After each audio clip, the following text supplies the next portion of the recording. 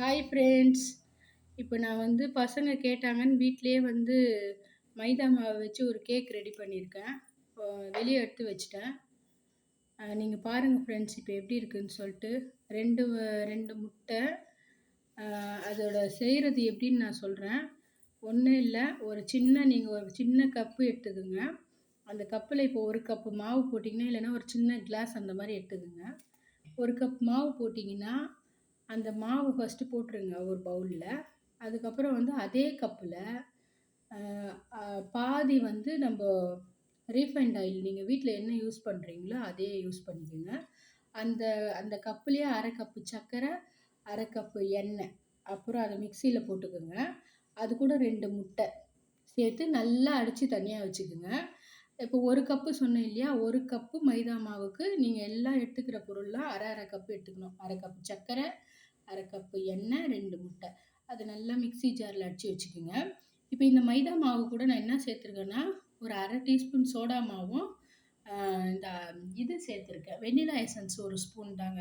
வேறு எதுவும் இதில் ஸ்பெஷலெல்லாம் சேர்க்கல பாருங்கள். வெறும் ஒரே ஒரு மைதா நம்ம அரைச்சி வச்சுருக்கோம் இல்லையா மிக்சி ஜாரில், அதை எடுத்து இந்த மாவு கூட நல்லா அடித்து இந்த மாதிரி ஒரு பவுல், சாதா குக்கரில் தாங்க நான் செஞ்சேன். இந்த பவுலில் மாவு தடவிட்டு அந்த நம்ம ரெடி பண்ணி வச்சுருக்க அந்த பேட்டர் இருக்குது இல்லையாங்க, அந்த பேட்டர் எடுத்து இதில் ஊற்றிட்டு சும்மா இப்படி தட்டிட்டு குக்கரில் வந்து சின்ன பிளேட்டை வந்து தலைகீழாக வச்சுருங்க. இல்லை அதுக்கு ஒரு ஸ்டாண்டு கூட இப்போ விற்குது. இல்லாதவங்க ஒரு பிளேட்டு அந்த மாதிரி வச்சுட்டு அது மேலே இதை மூடி போடாமல் வச்சுட்டு குக்கரை வந்து நல்லா க்ளோஸ் பண்ணிவிட்டு விசில் மட்டும் போடாதீங்க. சிம்மில் வச்சுட்டு ஒரு 45 மினிட்ஸ் விட்டிங்கன்னா இந்த மாதிரி ஒரு சூப்பரான கேக் ரெடி ஆகிடும். பாருங்கள், நான் இப்போ எடுக்கிறேன். பாருங்கள்,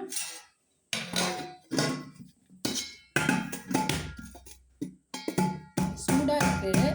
ட்ரை பண்ணி பார்க்கலான்னு பார்க்குறேன்.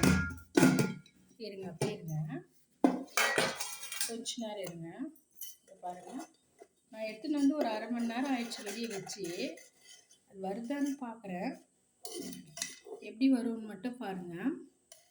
நீங்கள் கடையில் வாங்கி கொடுக்கறதுக்கு நம்ம குழந்தைங்க கேட்டால் ஜஸ்ட்டு ஒரு 15 மினிட்ஸில் நம்ம ரெடி பண்ணிவிட்டு அது குக் ஆகிற நேரம் நம்ம சிம்மில் வச்சு ஒரு 45 மினிட்ஸ் வைக்கிறோம் இல்லையா, அதுதான் தவிர அது வந்து நம்மளுக்கு வரமாட்டேங்குது. பாருங்கள், வந்துடுச்சு பாருங்கள். நான் சொல்லலை, நாங்கள் பசங்க இங்கே பாருங்கள், சாஃப்டான ஒரு கிட்ட பார்த்தீங்கன்னா தெரியும், தொட்டு பார்த்தாலும் சாஃப்டாக இருக்கும் பாருங்கள்.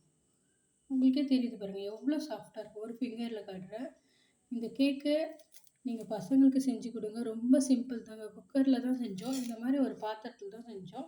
Thank you friends. இந்த வீடியோ உங்களுக்கு பிடிச்சிருந்தா ஷேர் பண்ணுங்கள், சப்ஸ்கிரைப் பண்ணுங்கள், லைக் பண்ணுங்கள். தேங்க்யூ.